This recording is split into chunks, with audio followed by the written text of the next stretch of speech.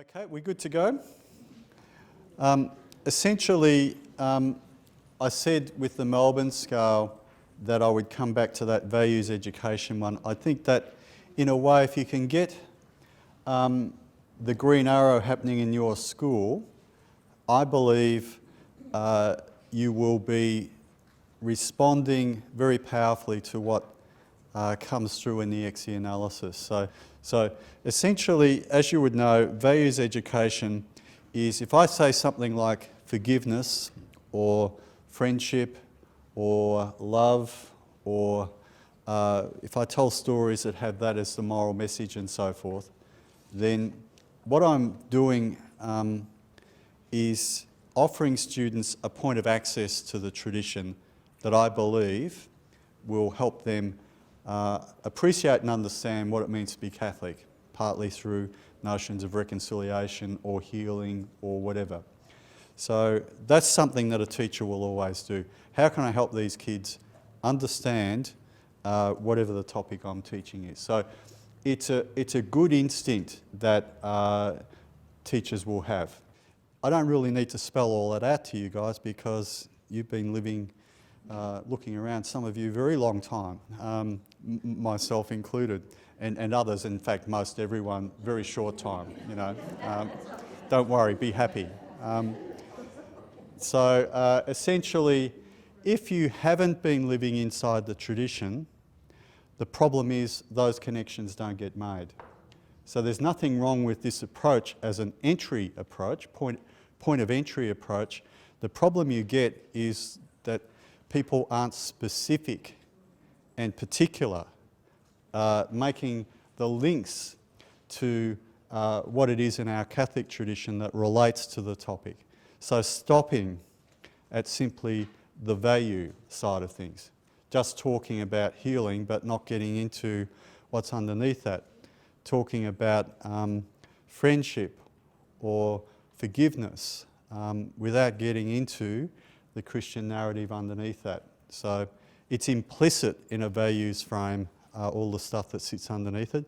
As soon as you start getting explicit and drawing from the Catholic well, as it were, explicitly and particularly to make the topic have elements of encounter with the tradition in its explicitness or in its particularity.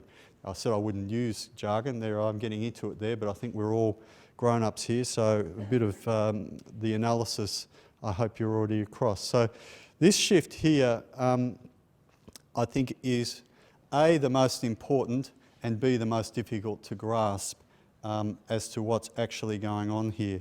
So in this one here, I just like to use the word context, you know.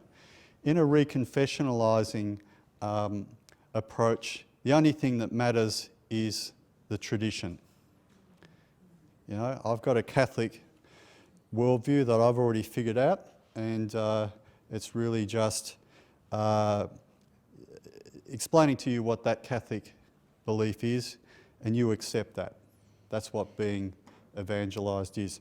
No reference to your context, your situation, because the Catholic truth is true for all time, all places.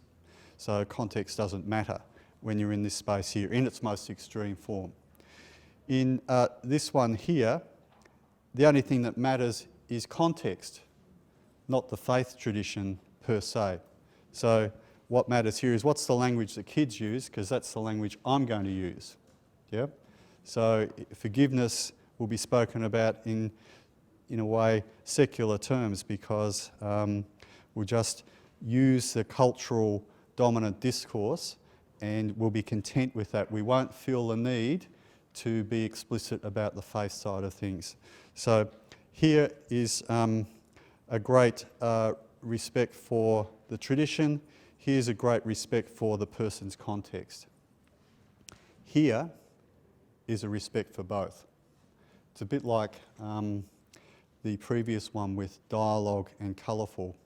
Colourful respects the varying views of individuals, whereas dialogue does that but also says we are here in a Catholic narrative. So it's a Catholic narrative that's enriched by diversity, but it's a Catholic narrative nonetheless. In the colourful, it's just diversity. In here, it's just context. In here, it's just the truth claim of the tradition. And in here, it's what meaning does the tradition have for me in my context? It's a recontextualisation, a recontexting of the eternal faith, if you want to use those categories.